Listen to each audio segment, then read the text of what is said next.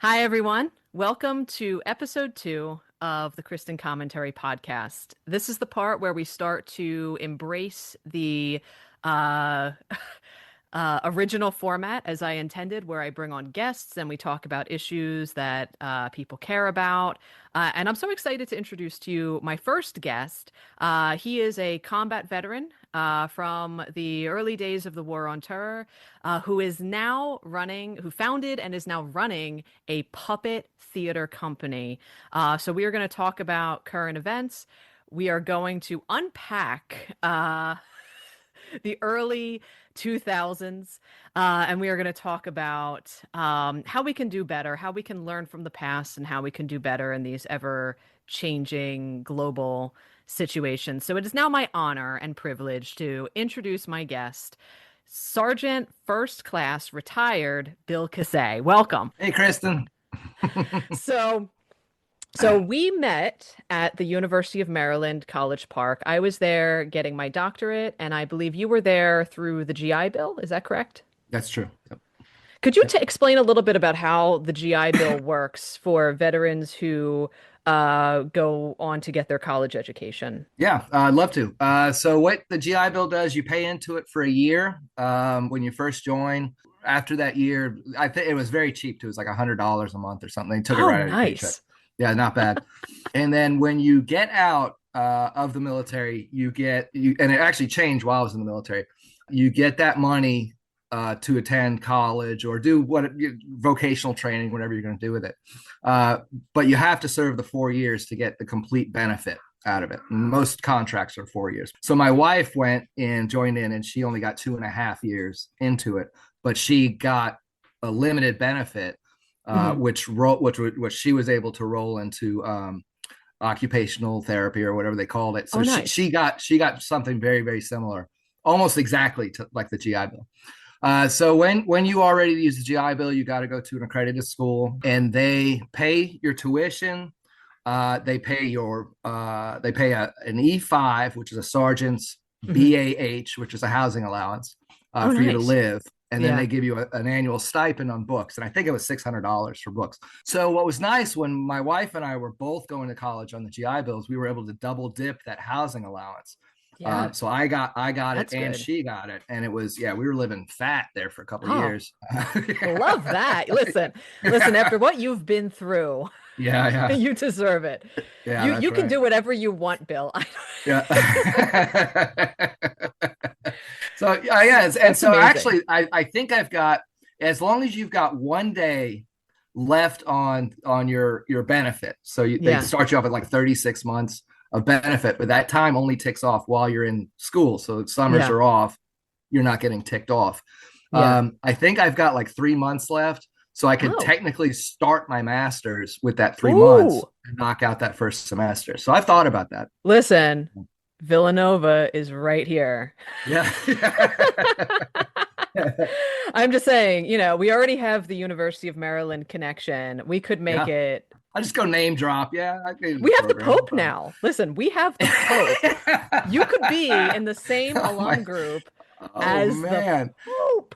And then I'll have Jim Henson and the Pope. And the What? Pope. I was going to say, listen, as somebody who already has that duo, it's not a bad Yeah. duo to have. No, And it's not a as bad duo. as the results were coming in from the Pope election, I was Yeah. like sitting there with my computer, and once I found out he was a Villanova alum, and I made an announcement. I said, "Just so you all know, I am going to be way more insufferable than I've ever been."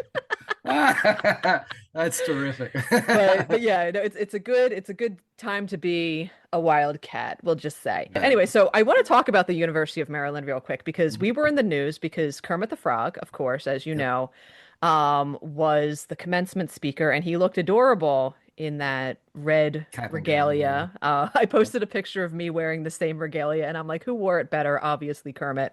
Right. But I want to I want to get your thoughts on this because so obviously because Jim Henson went to the University of Yeah. Maryland, that's the connection. That's why Kermit the Frog was there, and everybody loved it. Like Yeah. the graduating students love it, the families love it. Everybody loved it except Riley Gaines, who went on Fox, and this is what Okay. she said. I'm going to read off this quote to you, and I want to Okay. I want to hear what you said. So she says, quote, Imagine being a 22-year-old student who is graduating with a degree in aerospace engineering, and a frog from the Muppets is on stage telling you to stay connected with your people. I mean, you can't even make this stuff up. Instead of honoring entrepreneurs or veterans or innovators, they picked Kermit the Frog. You know that somebody is a professional agitator Yeah. when they Yeah. wake up in the morning and they say, I'm going to take Kermit the Frog's wholesome graduation speech and how can I turn this into a controversy today?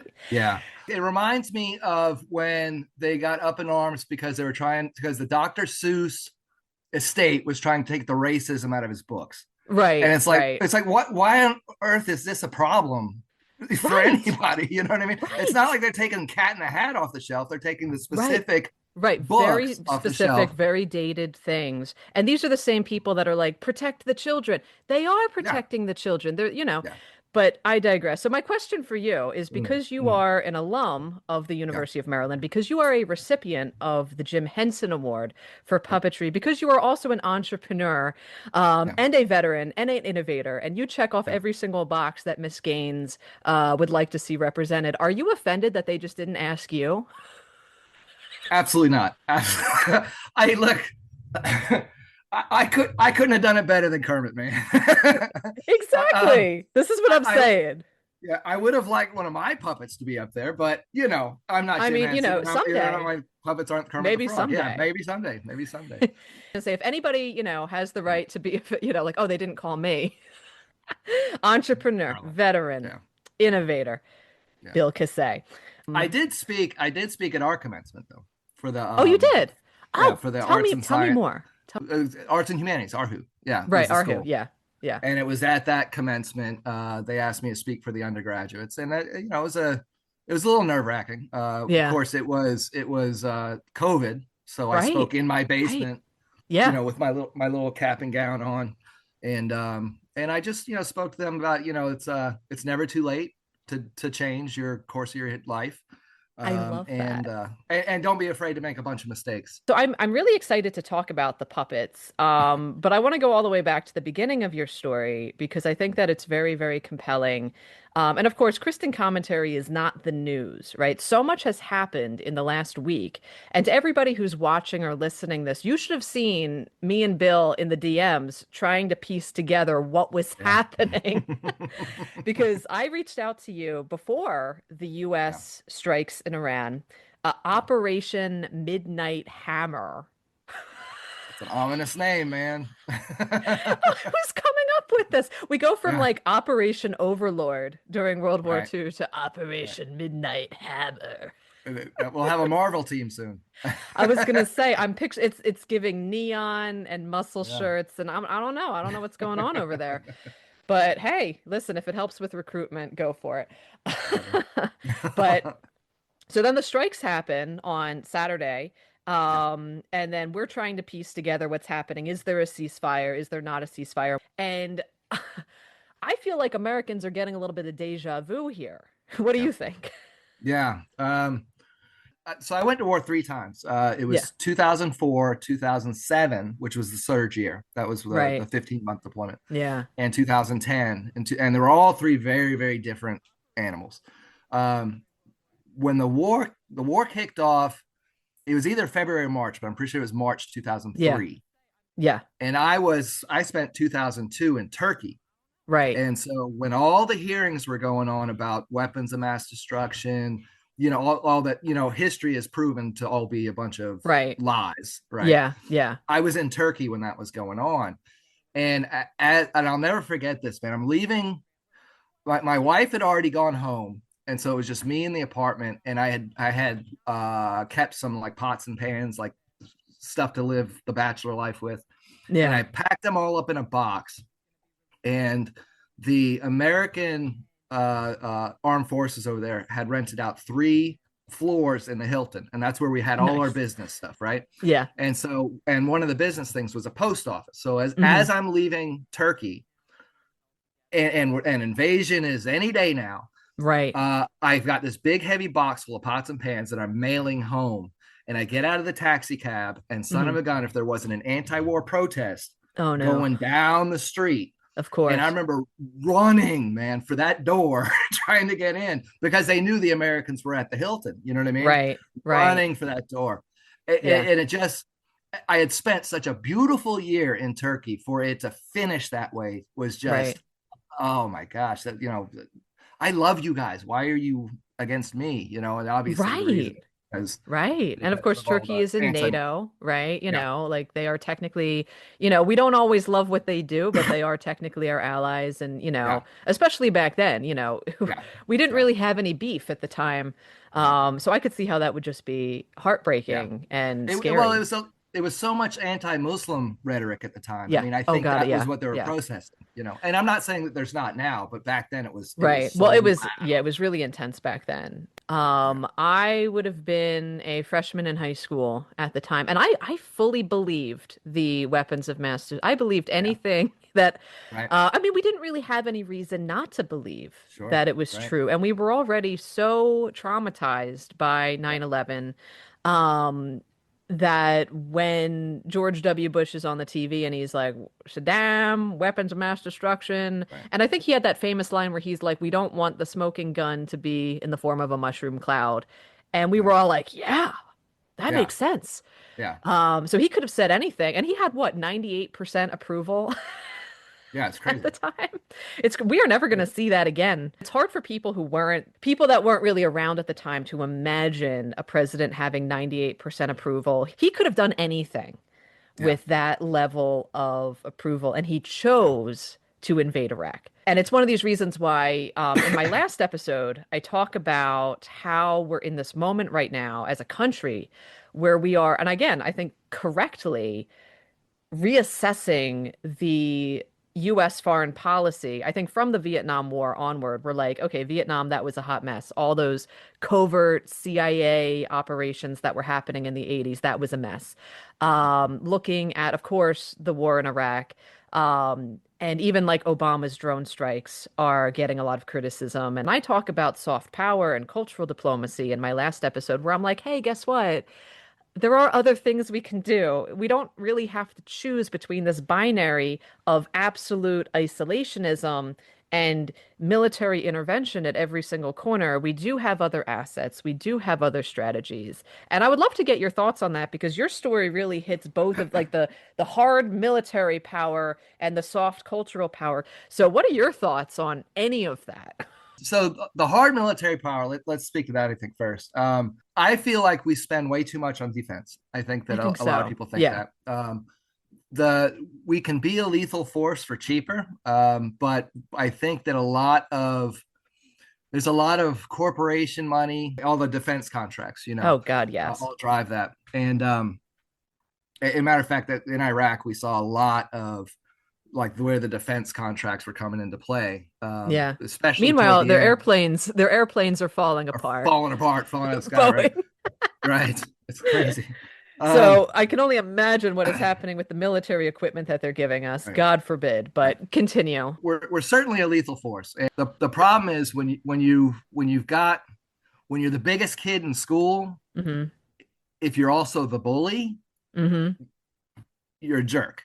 You know Yeah. what I mean? Yeah. And that's what we're becoming. Yeah. You can have the biggest muscles in school and be chill, and nobody's gonna mess with you Right. because there's no reason to. Yeah. But when you're picking fights, and there's a lot of that, especially with the current administration, Yeah. is looking to pick fights. And this is a Yeah. guy that ran on peace. You know what I mean? Yes. Stop the endless wars. Well, Yes. okay, well, let us have some peace, man. When I was in the military, I really enjoyed meeting people from other services. And I got a lot of that when I was in Turkey. I got a lot of that because that was a NATO assignment. Our sergeant major, our boss, was a Right. Turkish man. But we also had in the building some Italians and Spanish Oh, and you got different some things. Italians. You're good. You're gonna get some Italians, good yeah. food. You're gonna eat That's right. well. That's right. There's always gonna And be one actually, person who's like, Bill, did you eat? that's right. That's right. And actually, I spent a week in Latina Italy, and no, Yeah. I'm sorry, it's 3 weeks in Latina Italy, and Nice. got to visit Rome. And I'll tell you something about It's Rome. incredible. There is not an ugly person in Rome. I believe Everybody, men, that. women. Yeah. Yeah. So I think that I would say go back to before September 11th when Yeah. we were a Yeah. peacetime army. I don't know. I can't really speak to much further, much past that because I joined in Yeah. Yeah. '97. But I Yeah. remember those first 4 years of peacetime army before 2000, before September 11th happened. It was such a joy to be in the military, but it was such a joy to be around soldiers from not even just soldiers, like people from other countries. And now it feels like I don't know, like we've gotten a reputation now as the school bully, Right. and that's not speaking to soft power at all, right? Right. Right. Yeah. And it So and I feel bad for well, I don't like feel I'm just gonna say I feel bad for Obama. Like I don't really feel bad, but yeah, like he really tried to enact a lot of soft power in the Middle mhm, East and through his own fault. It didn't work because at the same time that he was trying all this cultural diplomacy, he was also doing all these drone attacks and a lot of these yeah, other hard yeah, power attacks. So I'm like, I feel bad because he tried, but also it's also totally his fault. And all of a sudden, we're talking about cutting U.S. aid, we're talking about Sesame yeah. Street in Iraq, and I'm like, Sesame Street in Iraq doesn't actually sound that bad right now, No, it doesn't sound bad at because all. that is a maybe you could get in on that because you're a puppeteer, Yeah, but because it's a soft power cultural diplomacy initiative that is much cheaper than military intervention. And I'm not one of these people that thinks that we don't need a military and that we can just solve the right. world's problems with the gift of song. I don't believe that. You know. I will tell a story.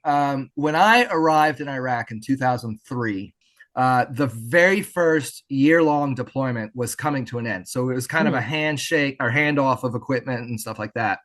We didn't really know what we were doing that first year, and we Yeah. kind of started to get an idea in the second year. Yeah. But there were stories when I was getting in process. I actually joined my unit, I think 6 weeks late or something like that, Yeah. because I was in some sort of training. Um, so when I arrived, it was soldiers who were involved in the first year Hmm. coming back, being Mm. asked to come back to Iraq because the second year people didn't know where things were left off and they were having a really hard time. I want to Yeah. say Fallujah was during this time. That tracks, Uh, yeah. Because everything, at least from my civilian perspective as a mhm, 14, 15-year-old watching the news at the time, it seemed like the operation went very successfully in the first year, very yeah, smoothly. We got Saddam, they had the yeah, banner that said mission accomplished, all that stuff. And around 2004, spring of 2004, is yeah, when the Shia uprising started yeah, happening. yeah, And that's when Iran, speaking of Iran, like that's when Iran kind of got involved in this yeah, yeah. because of the Shiite ties. So being there, this is, and I don't want to be a historian here. This is Right, just right, from my personal perspective and what I heard was the second group went in 2004 and just start right. shooting anybody up, just start shooting. Yeah, yeah, yeah. And so now you got to think like we almost had like Al Qaeda was the enemy. It wasn't the Iraqis. Right, right, It wasn't even the Iraqi army. It was Al right, Qaeda. That was the enemy. right. And when you shoot up, when Al Qaeda's out there, trying to recruit people, and they Yeah, go to you and they say, "Wait a minute, didn't the Americans just kill your uncle?" You know what I mean? right, right. He's an easy target to be recruited, right? Yeah, So right. so so we really caused that in the Yeah, spring. yeah, And really that didn't get solved all the way to 2007 when we had the surge. They said, okay, you know what? No more messing yeah, around. We're just going to keep the troops that are there until these tasks are solved. yeah. And I was in Ramadi in 2007, and it was nasty when we first got there, Oh, but it got cleaned up pretty good. So yeah, yeah. And I remember this because I was in college by the time the surge happened. And when I went to college, I was actually this, you're gonna find this funny because you yeah, know me now. yeah, I was a hardcore Republican. hmm I wanted to be a high school history teacher, but I was a history major. I was also a theater major. I was thinking about, like kind of different careers that you could have with a history major, and I was looking into a career in the CIA Okay. because it was part of like that kind of post 9/11. There was a lot of propaganda of like Mhm. join the FBI, join the CIA. So I was very interested in that kind of career path. And the Bush CIA was very interested in the history and culture of the region and trying to Mhm. understand it and people that could do that. I thought that my theater background would be a good boost for that. So somewhere there's an alternate universe where I joined the CIA. But like 2007 is when I really started to get plugged in because I was a history major. I was going for a concentration in Middle Eastern studies. So I remember being in college during the surge. Because I think that at first, I think that the strategy was like, I think it was called like a Lightfoot strategy, where it was like a little bit here, a little bit there, and then it didn't work. Yeah. So we had in that tour, we had a real push at the our leadership meeting with their leadership, and I don't mean the Al Qaeda leadership, but Right, the right. the local sheikhs, the Yeah. local leadership, and there was a big push on that. And I think that helped a lot. But I'll never forget the day. Like we never met the guy, but we knew the relationship we had with this guy, and this guy was kind of keeping us safe. And the night he was assassinated by Al Qaeda was devastating to us. Oh my God. They went Yeah. and they shot up his house like it was a gang movie. Right, right. Um, but like I said, we wound up checking off all the boxes and getting to go home eventually. So Yeah, but then you had to go back. yeah. Well, the last tour was actually kind of my favorite tour. Yeah. It was 2010. So by this time the war was basically over. Basically over. Um, Yeah. yeah, basically. But even though we stayed there for another 15, 20 years, what we were doing was handing bases back to the Iraqi army.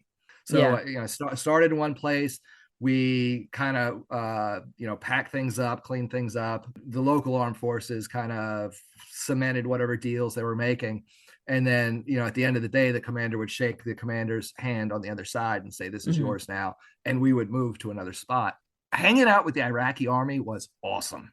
Yeah. Like these guys are just like the story before about like the NATO guys. Right. It's the same kind of thing. It was a beautiful thing to. We had a guy that worked in the Iraqi motor pool that would every morning he had one of these handlebar mustaches, you know what I mean? Yeah. And he would cook eggs, and nobody makes bread like Iraqis make bread. Oh, I love Their that. bread is fantastic. And Yeah. we'd stop by there every day, and he'd give us a nice little, egg wrap in their soft, warm bread, and we'd hand him a dollar bill, like an American dollar bill for Yeah. that, Yeah. and because their currency was crap, Right, right. still is. Probably, Um, yeah. Yeah. so we were probably giving this guy 2 weeks pay for Right. for Oh, this good for him. for this Yeah. yeah. And there was a time when I somebody was stealing batteries off of generators, so I had to Yeah. put my guys on like a guard shift for our Yeah. generator. And I was on shift at the time. I was reading some Hemingway, and I see these ashes falling on the pages of my book. Mm. And I look around, and I see there's a fire underneath one of the Iraqi army trailers, Mm. right? So I run in and grab my guys, say, hey guys, grab all the fire extinguishers you can. There's a fire over here.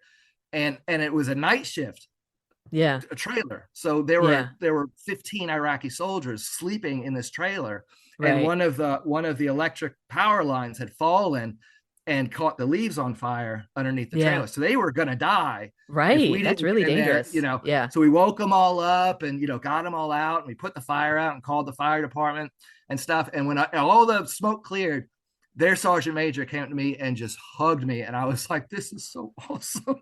This I is amazing! know. And all my guys got medals, and I didn't because it was in my job description to do something like that. So whatever. So you didn't go above and beyond. You No, I just just I was you're expected. just meeting expectations at that point.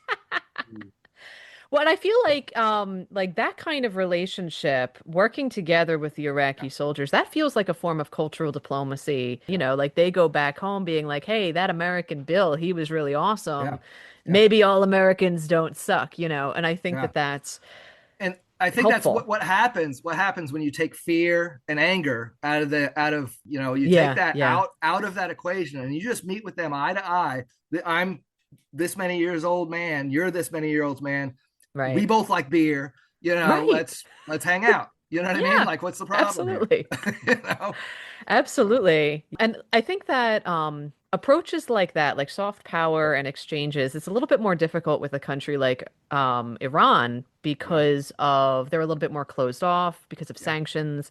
They have a lot more censorship, so they're not watching they're not consuming as much of our Right. culture, and we're not consuming any of theirs really. Right. But I think that one thing that I think Donald Trump is doing correctly right now is these business deals that he's making with Gulf states. United Arab Emirates. We have a good relationship with the Saudis. We have a good relationship with Jordan and even Qatar.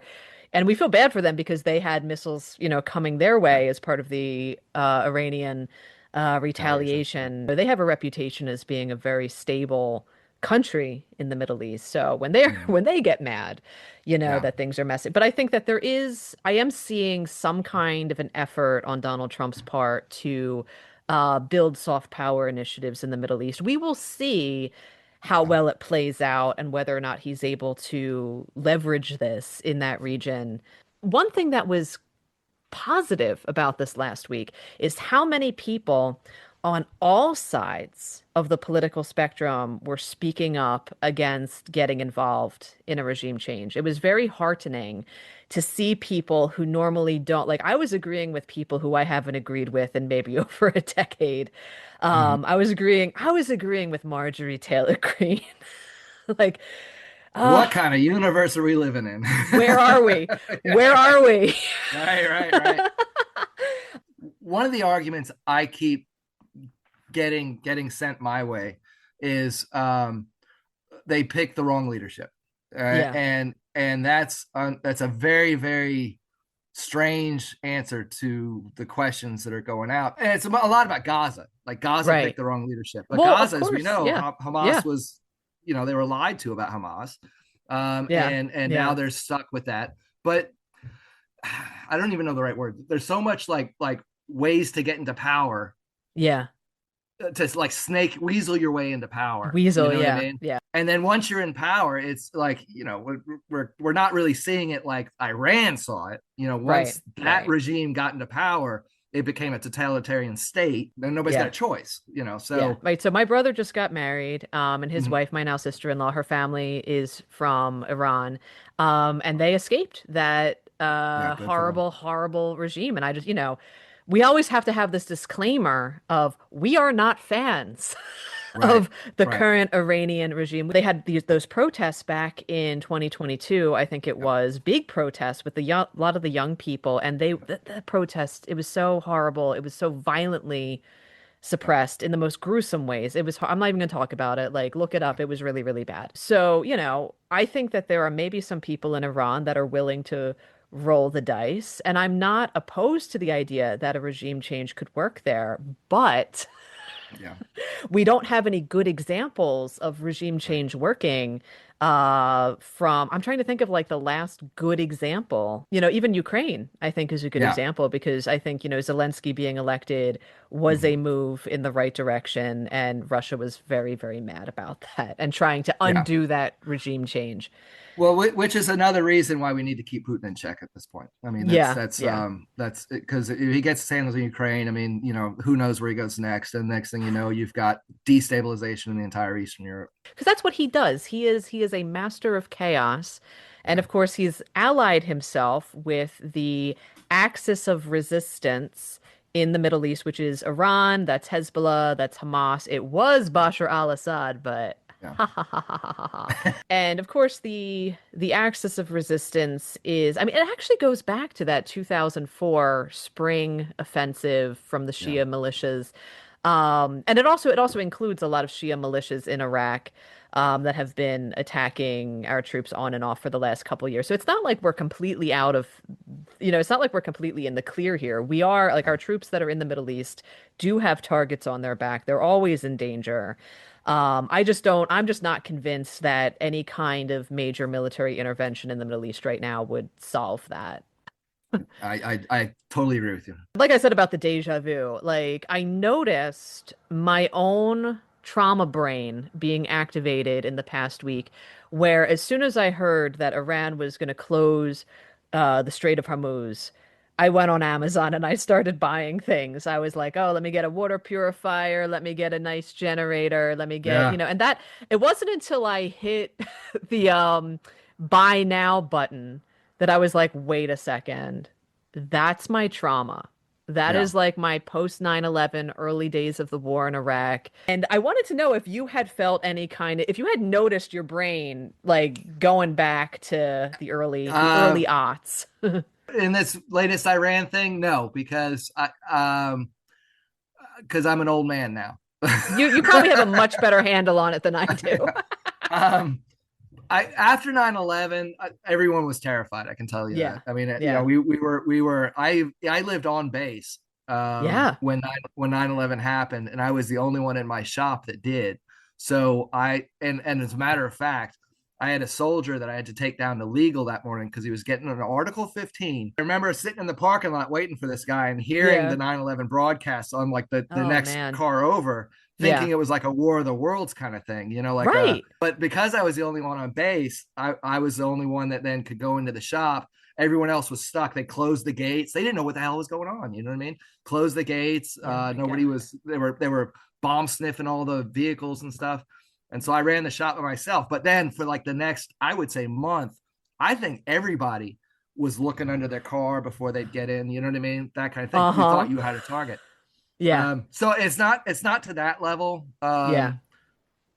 And I think that's if it did get to that level, like if it was a strike on American soil again, I think it would definitely jump me to that level. Yeah. I was in gym class when nine Mhm. eleven happened. I was in eighth grade and we lined up. I was at Catholic school. We lined up boys and girls. And the teacher came out and said, a plane hit the World Trade Center. And I'm like, the what? Like I had never heard of Right. this building before. Right. And it Right. wasn't until like I went inside and we're going up to the classroom getting ready for English class. And I remember the nun, Sister Diane, who is the principal of the school, on the loudspeaker praying the rosary. And I was like, Wow. oh, this is serious. And then they turn on the TV. It was still just the one attack. And then the second one hits. And then Yeah. we're like, oh, that was not an accident. And then Right. the Pentagon. And then the one in Pennsylvania. And that was Yep. scary because that was a little bit closer. So we did not know. And of course, everything was completely uncensored on the TV. We were seeing Right. things that we never should have seen at that age. Like I do remember the trauma and the fear. And they didn't talk about trauma back then. Like we went in the No. next day and our teachers were like, so. Does anyone want to talk about yesterday? No? Okay, open up your science books. I don't want to paint it like they were completely unfeeling. Like everybody was feeling it, but we didn't really take the time to unpack it in the way that Right. we did with like COVID. I think COVID was the first thing that got my brain back to Yeah. that post 9/11 life or Yeah. death kind of a thing. Yeah.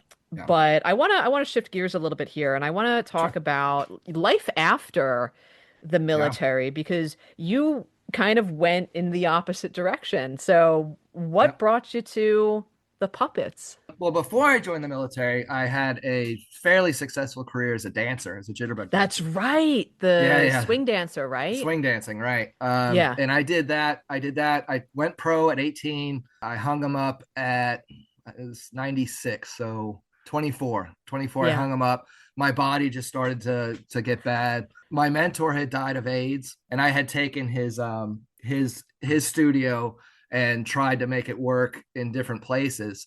yeah, And unfortunately, nobody taught me that if you dance on a concrete floor for 12 hours a day, you're going to ruin your knees.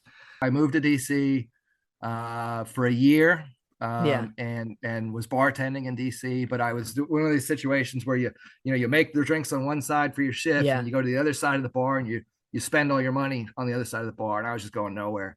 So yeah. a recruiter came in and talked to me and said, "Yep, why don't you join the army?" And I was like, "Okay, fine." So and I was going to do it for 4 years, and it just seemed like Hmm. every time it was time for me to make the decision to get out or re up, it Yeah, just made sense to re up. And next thing you know, yeah. I'm 16 years deep, and I'm like, "Oh, well, I may as well go the rest of the way." Yeah. Every Uh, single time I try to get out, they pull me they back pulled me in. back in. Ugh. Right. Towards the end of my army career, I got back into dancing a little bit. It was like a Yeah. part-time gig after Hmm. after after work, but then I was still feeling like the body thing, and so I got into acting. I mean, I wake up at 5 o'clock in the morning for PT, Right. physical training for the army, work there until 5 o'clock in the evening, get in the car, drive an hour sometimes to rehearsals, be in rehearsals till 10 o'clock at night, get back in the car, drive back to my house, and then have to Elvis all beers to get the coffee out of my system so I could Right. function the next day, right?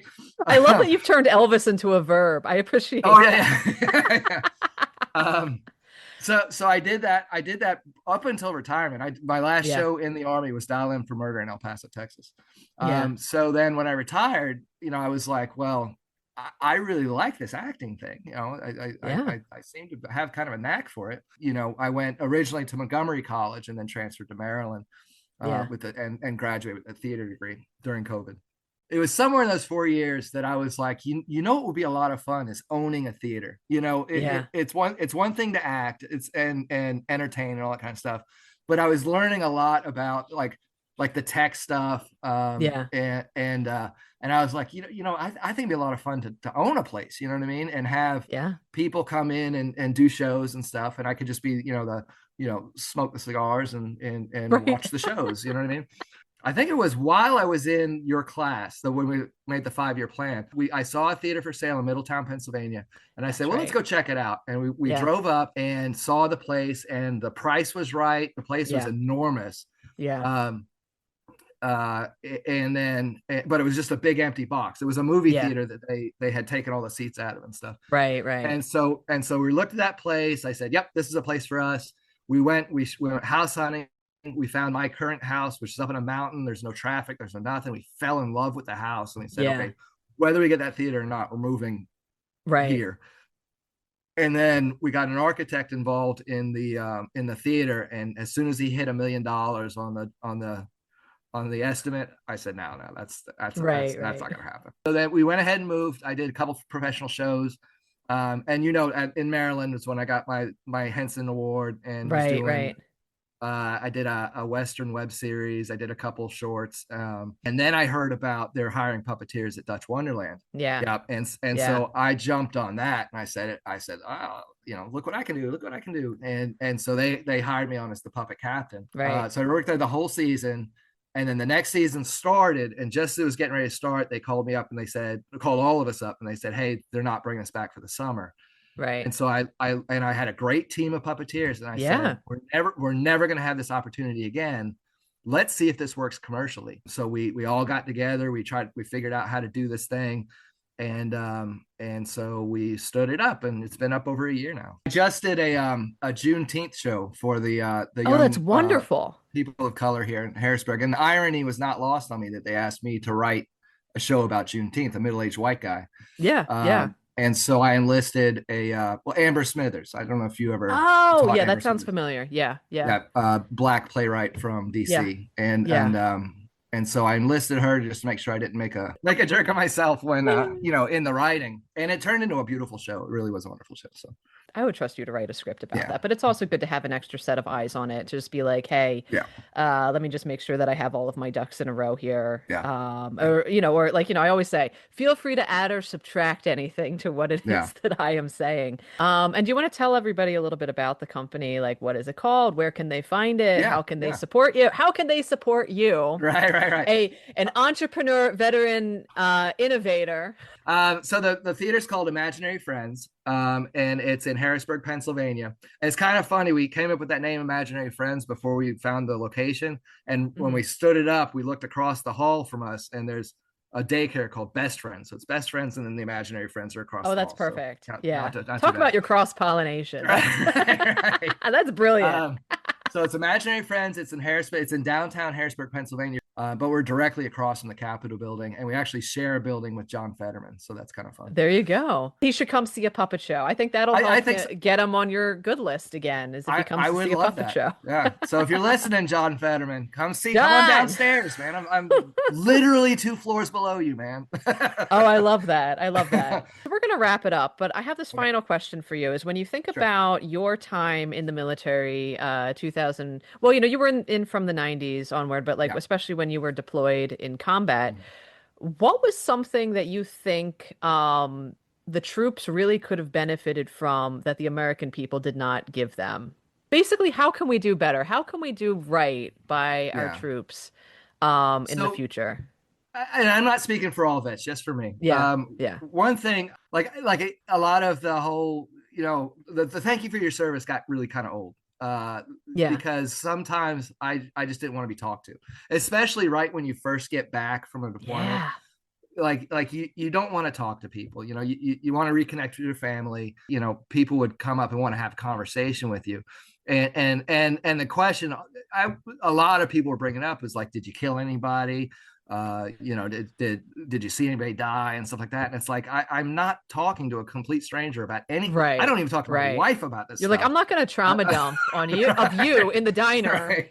And I think it's better now because it's been talked about a good Yeah. deal. Yeah. I think we have a lot more um awareness now. yeah, like, be aware that there's some traumas that you're not going to solve. You as a Yeah. stranger are not going to solve my traumas. This is a tough one too. I've had a lot of the guys that I worked with over the 20 years, especially towards the last 10 years, have committed suicide. I think the VA needs a huge investment in mental health awareness, and I think it needs to go beyond the VA.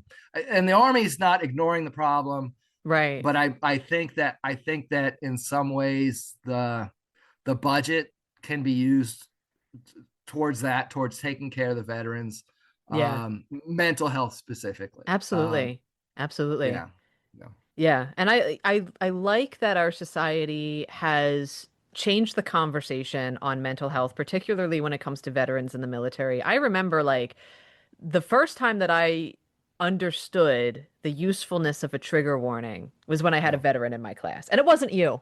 I've no, had other veterans, Bill, yeah, in my class. yeah, But like they think like, oh, trigger warnings, everybody's a snowflake and nobody wants to talk about anything uncomfortable. But until you see like a grown man yeah, break down in your yeah, classroom, you really understand like, oh no, no, no, there's trauma. yeah, Right. And for all the veterans who I've had in class, if you're listening to this and you think I'm talking about you, there were so many. Like this has no, happened to me more than once. So yes, and yeah, to boosting the VA, I yeah, think right now things were cut with Doge or recommended Doge cuts. I don't know whatever happened with that, but we really need to do right by our veterans. We need to do right by the people that are currently serving. It's so sad that they're banning transgender troops. I'm like, yeah, listen, yeah. anybody who wants to serve, like if they want to volunteer, let's find a way. And I can say, from being in, when you're in a bunker with somebody, you don't give a damn what's in their pants. You know what I mean? You really don't Exactly. care. So Exactly. And it was that whole same conversation around don't ask, don't tell. Like every single veteran I have ever met, whether they are Democrat, Republican, independent, apolitical, every single one of them says the same thing. They say, yeah, I don't care who you are. nope. I do not care. Yeah. And I've got soldiers now that I had when I was in. I've been out 8 years now, and Yeah. soldiers that were trans when I was Yeah. in Yeah. that are now reaching retirement age, and if they get the boot, they're not going to get a retirement. You know Right, what I it's going to mean? screw up their They're benefits. Yeah, so I think that there are a lot of ways, like anybody out there who has ever said support our troops, yeah, I can think of several ways that we can yeah, do that all together. And I want to thank you, Bill, for coming on to talk about, to yeah. share your Thanks for having me. story, to have this wonderful conversation, robust, comprehensive conversation, and of course, helping us find ways to do better in the future and to support our troops even more. You are welcome back anytime. Thank you, everybody, for tuning into episode 2. And there you have it. Welcome to Kristen Commentary. Shadows dancing under city lights. Say, welcome.